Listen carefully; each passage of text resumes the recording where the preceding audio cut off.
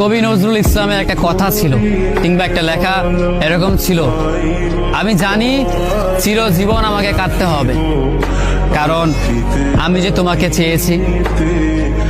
আসলেই আমি যে তাকে চেয়েছি এই জন্য আমাকে সারা জীবন কাটতে হবে, কারণ আমি তাকে কোনোদিন পাবো না, আর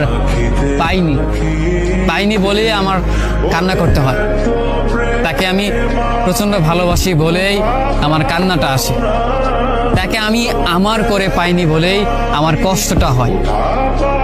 কবি নজরুল ইসলামের লেখাটা খুব দারুণ ছিল।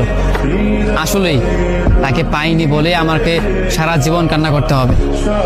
যদি সে আমার এই ভালোবাসাটা বুঝতো, আমার এই অসীম ভালোবাসাটা বুঝে আমাকে একটু বলতো যে আমি অন্যদের মতো কখনোই তোমাকে ছেড়ে যাব না, তাহলে বিশ্বাস করুন পৃথিবীতে হয়তো আমার চাইতে সুখী মানুষ আর কেউ হতে পারতো না।